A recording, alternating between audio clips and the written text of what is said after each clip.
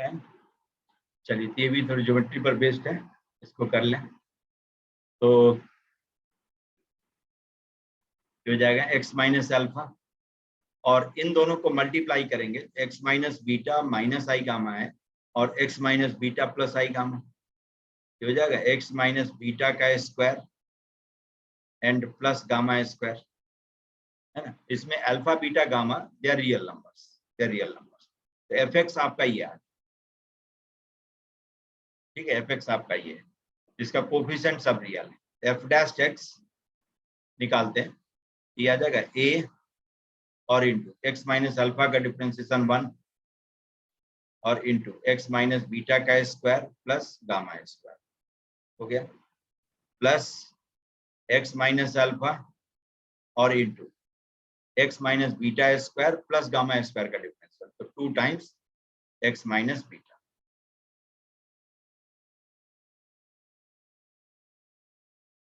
आ गया। तो इसको आप लिख सकते हैं a टाइम्स,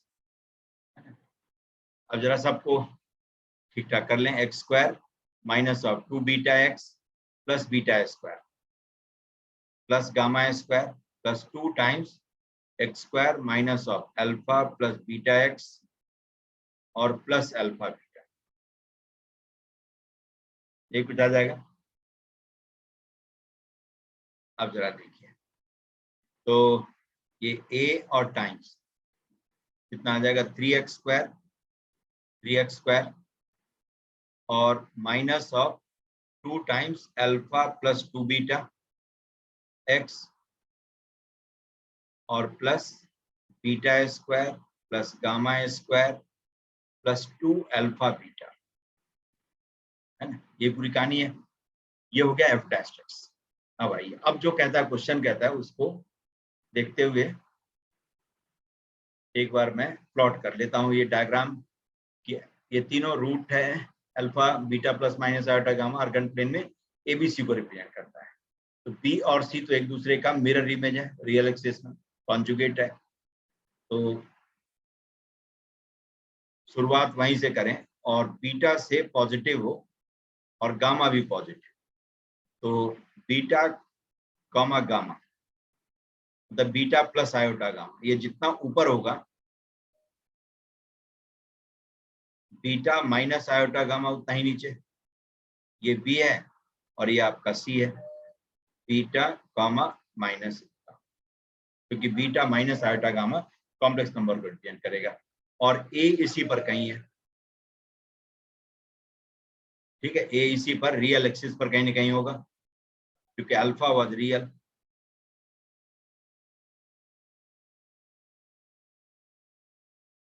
ठीक है, तब दो इक्विलैटरल ट्रायंगल जो बीसी बेस पर आप बना सकते, उसको मैं लिख देता हूँ।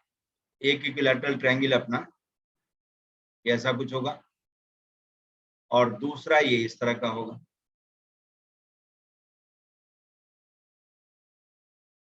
दूसरा इस तरह का होगा इक्विलैटरल ट्रायंगल।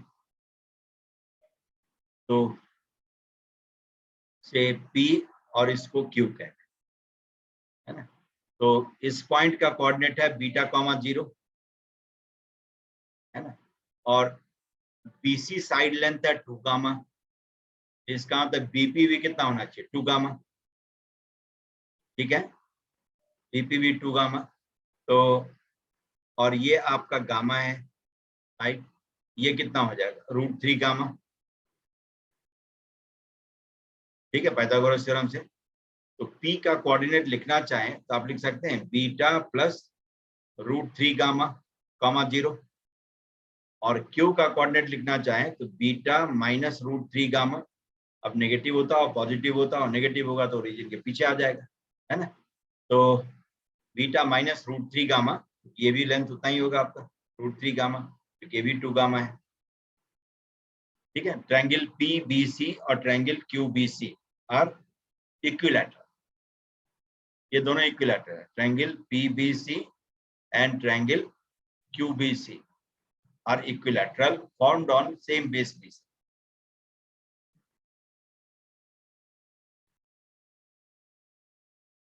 ठीक है, तो कह रहा है कि ए अब इस रीजन में कहीं ना कहीं होगा, ए यहां से लेकर यहां तक में कहीं ना कहीं पाया जाएगा, तो जाकर के f dash x equal to 0 का ए का रीजन। ठीक है, तो f dash x equal to 0 इसका रूट नॉन रियल। ठीक है, क्वेश्चन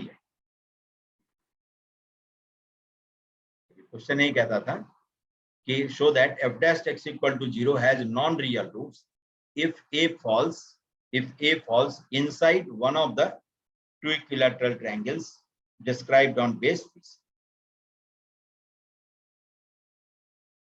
ठीक है, तो अब इसका डिस्क्रिमिनेंट ही बताएगा कि F dash x equal to 0 का नॉन रियल रूट होगा कि रियल रूट होगा। तो डिस्क्रिमिनेंट इसका of f dash x equal to 0 इस क्वाड्रेटिक इक्वेशन का निकाल से डी कह दें तो क्या आ जाएगा 4 अल्फा प्लस 2 बीटा का होल स्क्वायर ये स्क्वायर माइनस ऑफ 4 इंटू 3 और into beta square plus gamma square plus 2 alpha beta हो गया।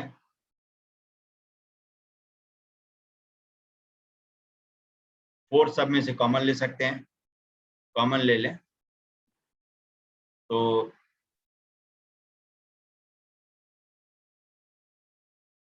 आ जाएगा alpha square plus 4 beta square plus 4 alpha beta minus of 3 beta square minus 3 gamma square minus of 6 alpha beta हो गया। अब इसे आप लिख सकते हैं 4 times alpha square plus beta square और माइनस ऑफ 2 अल्फा बीटा, है ना, ये हो गया इतना। अल्फा बीटा वाले सारे का हिसाब किताब हो गया माइनस ऑफ 3 गामा स्क्वायर। अब इसे लिखा सकता है अल्फा माइनस बीटा का स्क्वायर माइनस ऑफ √3 गामा का स्क्वायर। ये हो गया डिस्क्रिमिनेंट हो गया। अब इसका नॉन रियल रूट हो उसके लिए जरूरी क्या है, discriminant should be less than 0। तो फॉर नॉन रियल रूट्स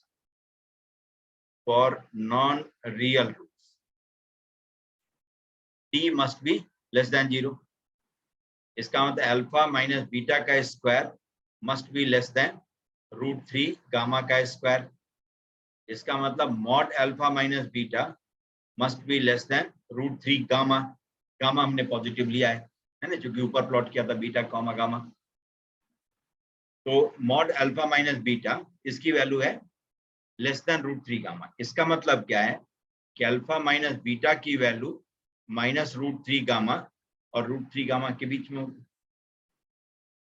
नहीं कि किसी भी नंबर का मॉडुलस कहता है लेस देन 2, इसका मतलब x लाइज बिटवीन -2 and 2, वही मैंने लगा दिया। इसका मतलब अल्फा की वैल्यू जो हो जाएगी बीटा माइनस √3 गामा से लेकर बीटा प्लस √3 गामा के बीच में, तब जाकर के इस इक्वेशन का नॉन रियल रूट होगा। स्टेटमेंट इसका मतलब प्रूफ हो गया आपका जो कह रहा था, तो बिल्कुल सही बात। क्यों और कैसे तो देखिए, है ना, ये Q जो है दूसरे इक्विलैटरल ट्रायंगल का वर्टेक्स है जिसका कोऑर्डिनेट है बीटा माइनस √3 गामा कॉमा 0, और एक्सट्रीम राइट में जो पॉइंट P है वो पहले इक्विलैटरल ट्रायंगल का वर्टेक्स है बीटा प्लस √3 गामा। तो ए कहीं इस पर हो QP लेंथ पर, QP लाइन सेगमेंट पर, तो इस इक्वेशन का नॉन रियल रूट हो जाएगा। और इस लोकेशन में रहने का मतलब इन दोनों इक्विलैटरल ट्रायंगल के बीच में रहना, अंदर रहना। ठीक है, तो यही कह रहा था कि F dash x equal to 0 का नॉन रियल रूट तभी संभव है जब A lies inside one of the two equilateral triangles formed on base. ठीक है, तो देख रहे हैं कि पार्टली थ्योरी पार्टली आपका ज्योमेट्री दोनों से सॉल्व हो गया। क्वाड्रेटिक के कॉन्सेप्ट का यूज हो गया, कॉम्प्लेक्स के कॉन्सेप्ट का यूज हो गया, सबका यूज हो गया। इस तरह से मिला जुला, और जो नहीं होता रहता है क्वेश्चन, इसका मतलब क्या है कि हम यूनिडायरेक्शनली बस एक टॉपिक को पकड़े और उसको कहते हैं तुम ही जवाब दो, ये गलत आदत है ना।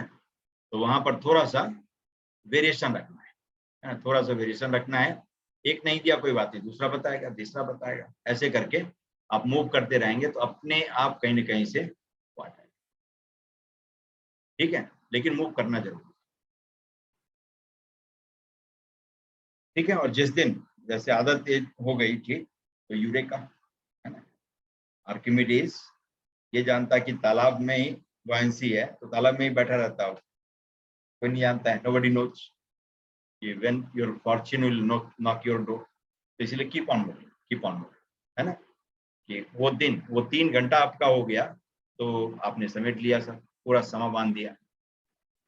ठीक है, तो 3 घंटे का गेम, 3 घंटे का गेम है, 3 घंटा आपने इफेक्टिवली यूज कर लिया, और उसके लिए जरूरी है कि पहले का एक आवर्स, है ना, लर्निंग आवर्स होना चाहिए, लर्निंग आवर्स होना चाहिए, जिससे कि कहीं पर भी आप जितना भी हो सकता है मैक्सिमम से मैक्सिमम सीख पाए, जो मैक्सिमम दाव पेच हो सीख ले, वहां तक यूज करना होगा सीधा। ठीक, और ये सब एक दिन में नहीं होता है, सिस्टमेटिक वे में डेली करते रहेंगे, डेली एफर्ट लेते रहेंगे, है ना, तो अपने आप हो जाएगा। समझ गया? गुण साइंटिस्ट के बारे में सोचिए जो जिंदगी भर पढ़ता है और कई को तो पोस्टमसली अवार्ड मिलता है ना, इसका मतलब वो सोचे कि पढ़ना बेकार है तो पढ़ लिया तब तो हो गया, तब तो उसका नाम हो गया, मरने के बाद भी नाम नहीं होता, कई लोग मर गए ऐसे, है ना। तो इस व्यू से मेहनत करते हैं कि आज नहीं हुआ कल होगा, कल नहीं परसों होगा, है ना, लेकिन हाँ करना जरूरी है, मतलब ये रिफ्लेक्शन आना चाहिए, अपने आप को एहसास हो जाएगा। आप खुद जब काम करना शुरू करेंगे आपको एहसास हो जाएगा कि नहीं अब मैं उस विनिंग स्ट्रिक में आ गया। ठीक है, तो कभी भी ये नहीं होना चाहिए, ये सब पॉजिटिव टाइम है, अभी अभी इतना आपका ऐसा टाइम है जो लाइफ लॉन्ग याद रहेगा। दोनों ही हालत में नहीं होता है तो भी याद रहेगा कि समय था और यूज नहीं कर पाया, और पा लिए तो भी याद रहेगा कि समय था हमने इफेक्टिवली यूज किया इम्पोर्टेंट पूरे का, है ना। तो इसीलिए इसको इफेक्टिवली यूज करें। अब चलिए अब एक और काम करवा देता हूँ, जैसे ये आपका है let z omega B2 complex numbers, B2 complex numbers, इसमें बहुत जगह पर कुछ गलत स्टेटमेंट दे दिया है, कॉपी करते समय कुछ गलती हो जाती है, तो अननेसेसरी वो सब कॉन्फिडेंस को लूज करवाएगा।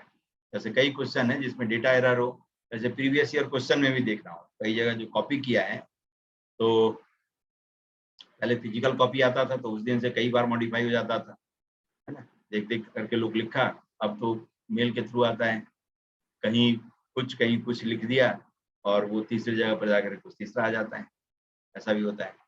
तो डेटा एरर की गुंजाइश है ना, तो उससे कॉन्फिडेंस को लूज नहीं करना, नहीं होता है ठीक है पोस्टपोन करिए, फिर बाद में जा करके उसको देख लीजिएगा कि मैं गलत था या वो गलत था। तो let z omega be 2 complex numbers, ठीक है, such that mod z is less than or equal to 1 and mod omega is less than or equal, और कह रहा है and mod z plus I omega is equal to mod z minus I omega conjugate equal to 2। ठीक है, तो कहता है कि find possible values of z and omega, values of z and z और ओमेगा की क्या क्या वैल्यू हो सकती है ये।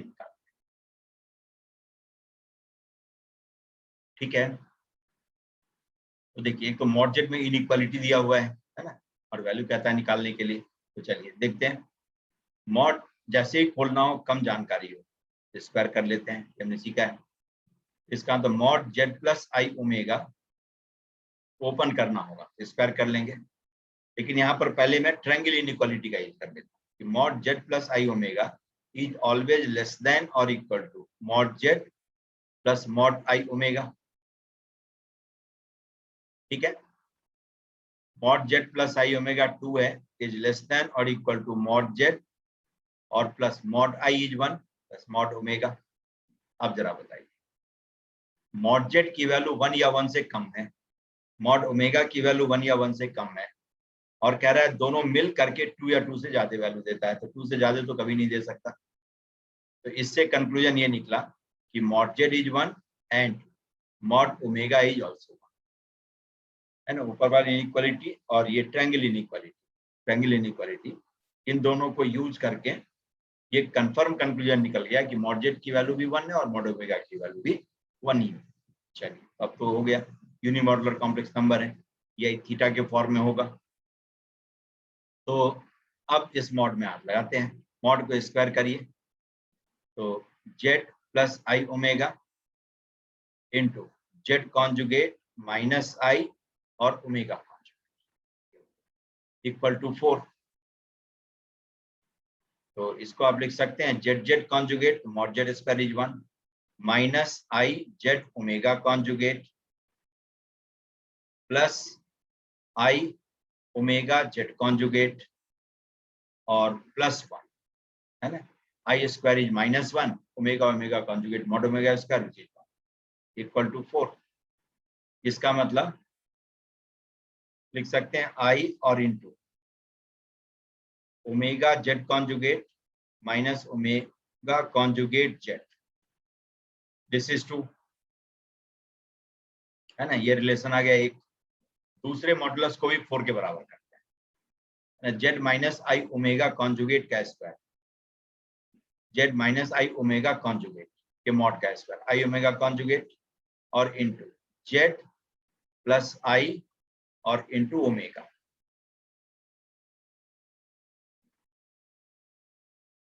ठीक है। जेड प्लस आई ओमेगा और जेड, हाँ अब जेड कॉन्जुगेट यहाँ पर जेड कॉन्जुगेट और प्लस आई, अब ठीक है, इक्वल टू 4। जेड पर कॉन्जुगेट नहीं दिया था, तो ये आ गया आपका।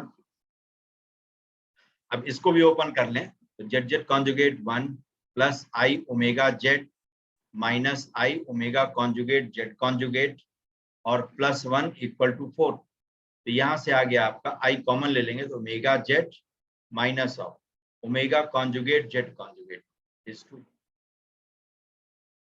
सेकेंड रिलेशन, अब फर्स्ट और सेकेंड को देखें तो ये और ये दोनों इक्वल होना चाहिए। तो from 1 into omega Z conjugate minus omega conjugate z must be equal to omega z minus omega conjugate z conjugate, ठीक।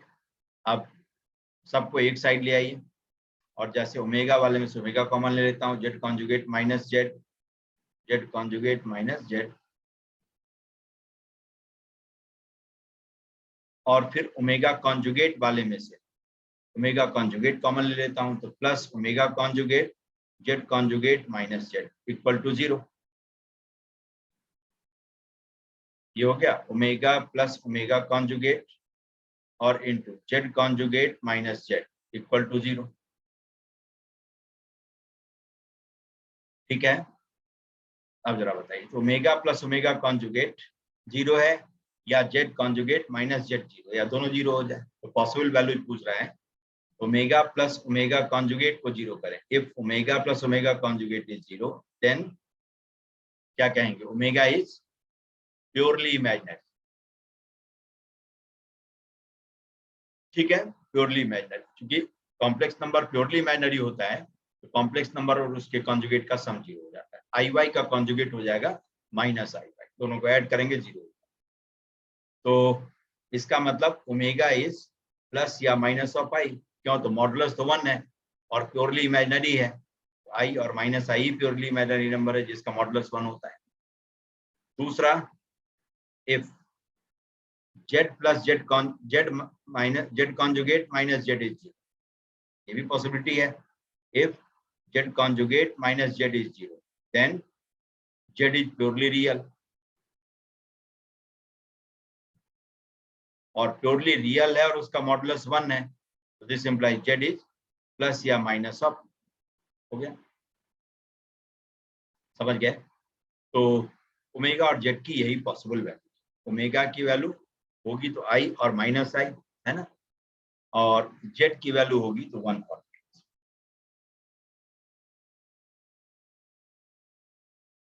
ये भी आ गया। चलिए तो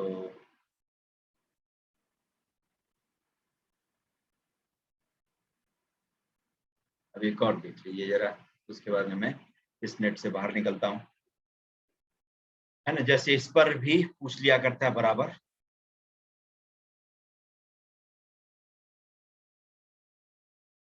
कहता है एक सर्कल है या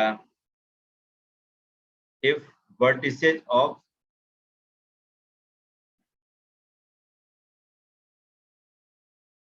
triangle ABC with AZ1 BZ2 CZ3, है ना, ये बताया था पहले जब, lie on a circle mod z equal to r, ठीक है, मॉड जेड इक्वल टू, ठीक है। तो कहता है mod z equal to r and altitudes, एक क्वेश्चन लिखता हूं, बाकी उससे जो डिडक्शन हो सकता है वो सब बताता हूं। Altitude drawn through A cuts the circle at D या at E, तो कहता है then find complex effects of,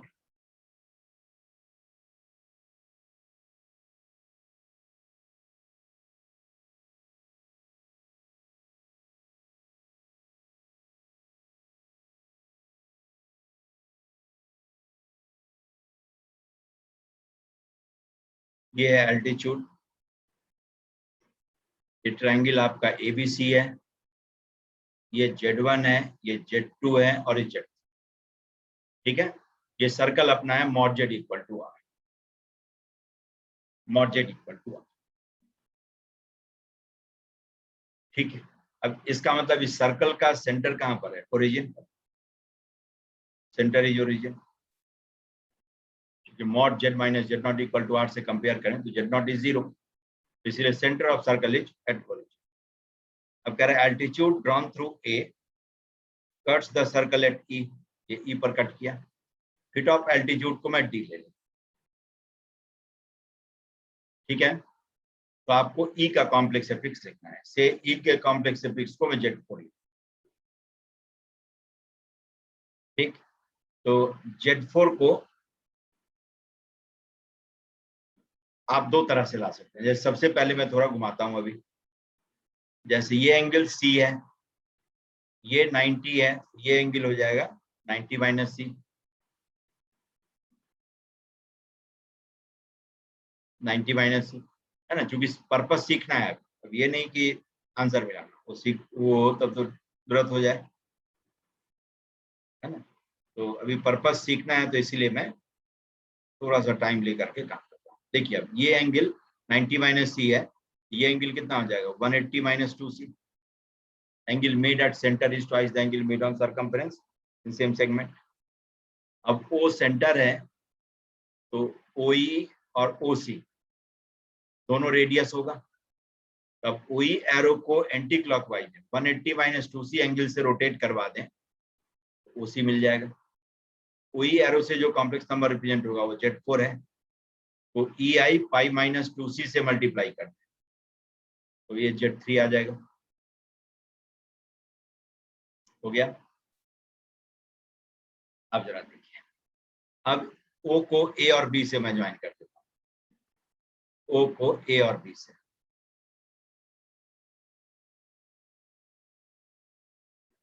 O को A और B से, O सेंटर ऑफ सर्कल है।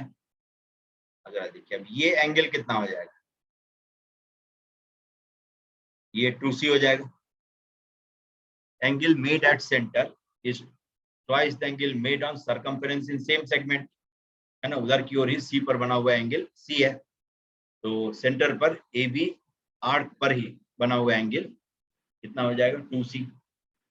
अब जरा देखिए OA एरो को एंटी क्लॉकवाइज में 2c एंगल से रोटेट करवा दें, वो भी एरो हो जाएगा। इसको लिख सकते हैं Z1 और into EI2C equal to Z2। अब दोनों को मल्टीप्लाई कर, ठीक है, दोनों को मल्टीप्लाई कर दें तो 2c गया, तो लिख लेंगे Z1 into Z4 EI pi equal to Z2 हो गया। EI pi Z2 into Z3, EI pi -1, EI odd multiple of pi always -1 और EI even multiple of pi is 1। तो लिख सकते हैं therefore Z4 is minus of Z2 Z3 और upon Z1, Z2 Z3 upon Z1, ये Z4 आ, ठीक है, Z4 आ गया Z1 Z2 Z3 के टर्म में। अब जरा देखिए इस ट्रायंगल का सेंट्रॉइड कहां पर होगा, क्वेश्चन में लिख दिया था, find ortho centre of triangle, ortho centre of triangle ABC। अब इसके लिए क्या करना होगा, सेंट्रॉइड निकालना होगा। सरकम सेंटर सर्कल का है ओरिजिन पर, यही सर्कल जो mod z equal to r है, यही सरकमस्क्राइबिंग सर्कल है। और हमें मालूम है कि ऑर्थो सेंट्रॉइड और सर्कम ये कोलिनियर होता है, और centroid divides line joining ortho centre and circum centre in the ratio 2:1। Circum centre origin है,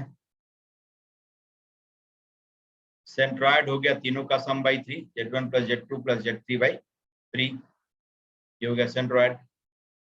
ठीक, ऑर्थो सेंटर हमें निकालना है, तो से इसको Z कह देता हूँ, सेक्शन फॉर्मूले का यूज कर लीजिए, 2 times of 0 plus 1 times of Z और upon 2 plus 1, 2 plus 1 is coordinate of centroid. इसको लिख सकते हैं आप 2 times of 0 plus 1 times of Z divided by 2 plus 1, 3 is Z1 plus Z2 plus Z3 by 3। इसका मतलब ऑर्थो सेंटर आ गया Z1 plus Z2 plus Z3, ठीक है, तो ऑर्थो सेंटर इन। अब देखिए ऑर्थो सेंटर मालूम है। अब एक जो कॉन्सेप्ट है अपना कि ऑर्थो सेंटर का ट्रायंगल के किसी भी साइड में मिरर इमेज है, तो मिरर इमेज कहां पर लाई करता है, सर्कम सेंटर, सर्कम सर्कल पर, है ना, सर्कम सर्कल, यही आपका से ऑर्थो सेंटर है, जिसका complex affix Z1 plus Z2 plus Z3 ये आ चुका है। ये आपका है E जो है minus Z2 by Z3, E4 इसको लिख देता हूं, ये E4 है, इसको D में कह देता हूं, है ना। तो ये एल्टीट्यूड का फिट यहां से आ जाएगा, ये Z1, ये Z2 और ये Z3 आ, ठीक है।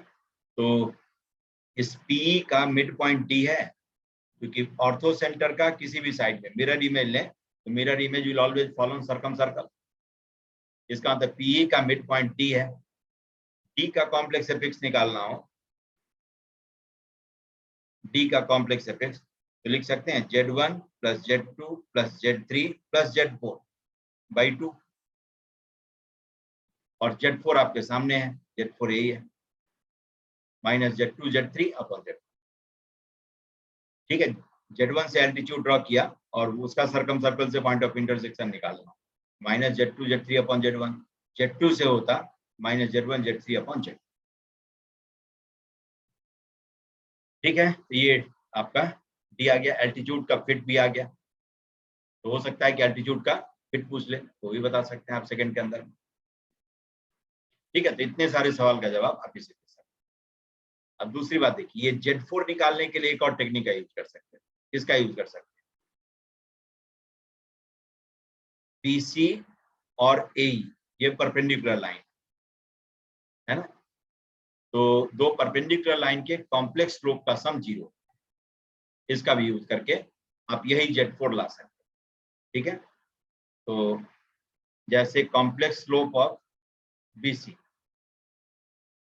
Complex slope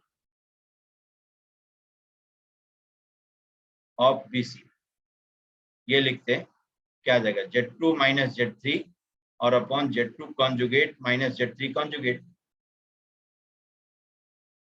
complex slope of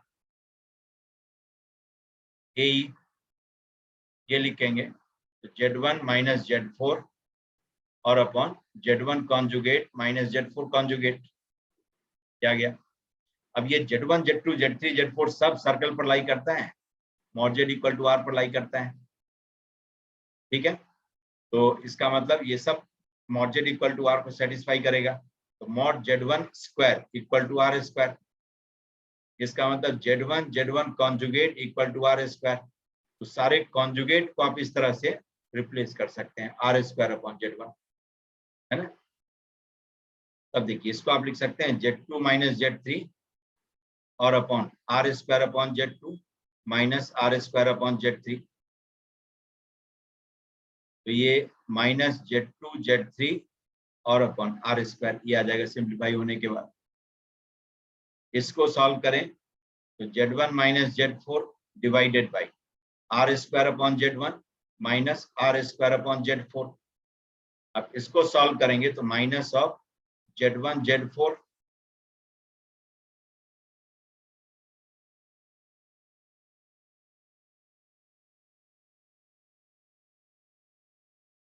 Z1 Z4 upon R square आ गया।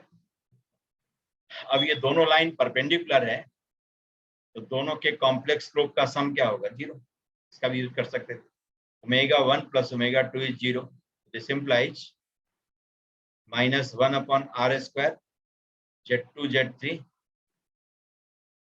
And plus Z1 Z4 equal to 0 हो गया। इसका मतलब Z1 Z4 equal to minus Z2 Z3 आ गया, Z4 यहाँ से भी वही आ गया, माइनस Z2 Z3 और अपॉन Z। ठीक है, तो इन सब का भी यूज कर सकते हैं, तो जो काम आ जाए वो अपना है ना, वही अपना है वहां पर। तो इसीलिए मूव करते रहना चाहिए, और जो भी कॉन्सेप्ट दिमाग में आए पढ़ते समय जरूर एक बार लगा करके देखिए, नहीं होता है कोई बात नहीं है, जहां तक हुआ वहीं तक प्रैक्टिस हो गई, वहीं तक उसका एप्लीकेशन आ गया।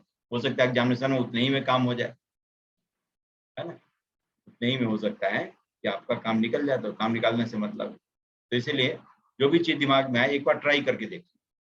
तो कई बार हो सकता है कि कुछ प्रोसेस है जो नहीं यूजफुल होता है, उसके लिए नहीं होता है, कोई बात नहीं, जहां तक दिखा वहां तक तो यूज कर लिया, ठीक, और घिसे पीटे तरीका से आ गया और पढ़ करके छोड़ दिया। तो कन्वेंशनल क्वेश्चन तक तो ठीक है, जेईई मेन तक ठीक होता है, जेईई मेन तक आ जाता है, लेकिन एडवांस में सब कुछ देख लेता है, बहुत अच्छे से देख लेता है, एडवांस में बहुत अच्छे से देख लेता है कि पढ़ने का तरीका फिक्स्ड है या वेरिएशन भी है ना। चलिए, तो एक और काम कर लें। अब जरा देखिए, ऐसा ही रिलेशन एक है इक्विलैटरल ट्रायंगल के, है ना। इक्विलैटरल ट्रायंगल का वर्टिसेज है, इसमें भी अच्छा रिलेशन आता है, Z1 Z2 और Z3 they are vertices of equilateral triangle,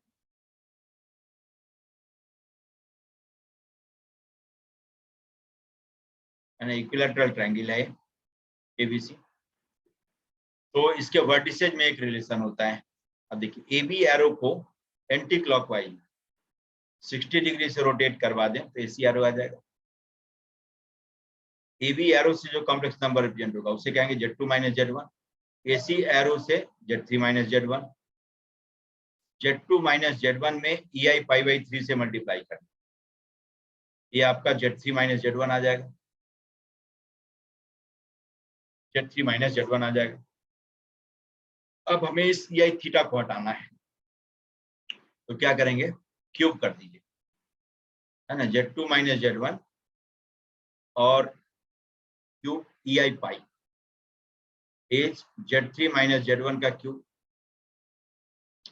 तो EI पाई इज -1, सबको एक साइड लाएंगे तो आप Z3 माइनस Z1 का cube and plus Z2 minus Z1 का क्यूब इक्वल टू 0। आ गया ए क्यूब प्लस बी क्यूब, जिसको आप लिख सकते हैं ए प्लस बी,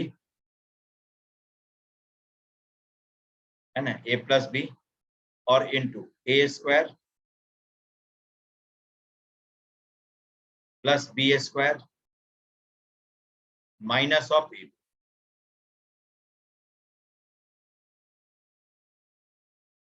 ठीक है, इक्वल टू 0। अब दो फैक्टर का प्रोडक्ट 0 है, तो या तो फर्स्ट 0 होगा या सेकंड 0 होगा या दोनों 0 होगा, लेकिन एक जैसे ही 0 होने से मना कर दे। जैसे पहला कहेगा 0 नहीं हो सकता, क्यों?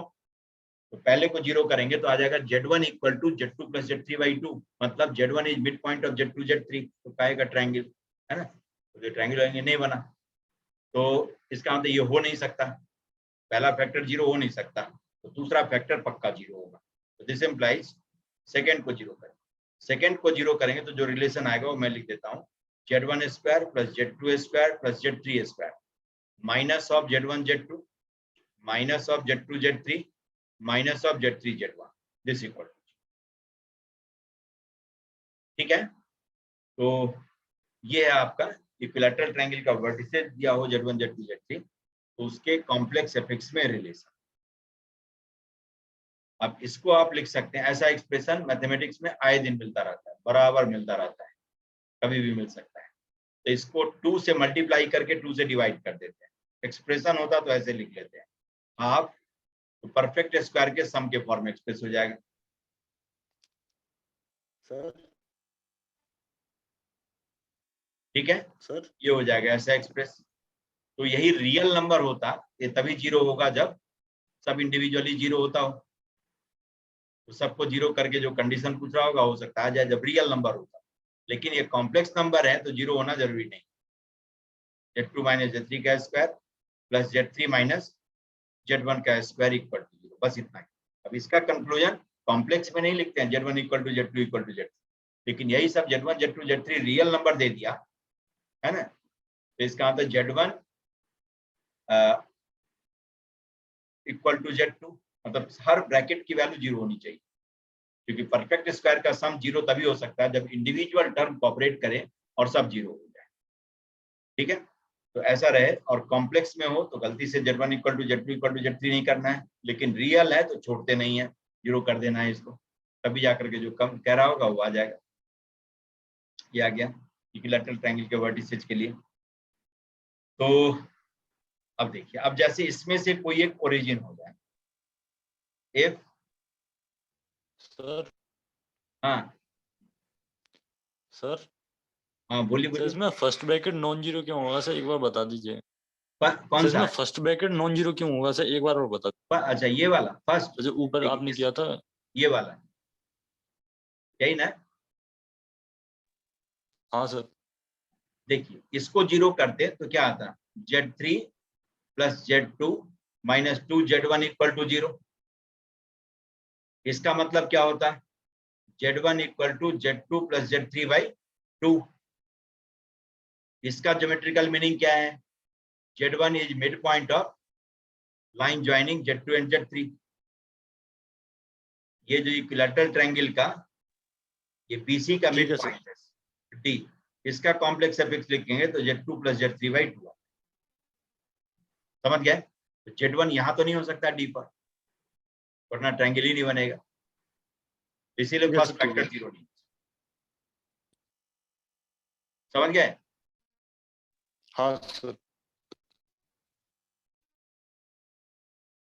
अब देखिए, अब ये आ गया, अब इसी में कह देगा कि if Z1 Z2 and origin are vertices of equilateral triangle, ठीक है, तब क्या हो जाएगा, Z1 जहां जहां Z3 मिलता है वहां पर 0 डाल दिया,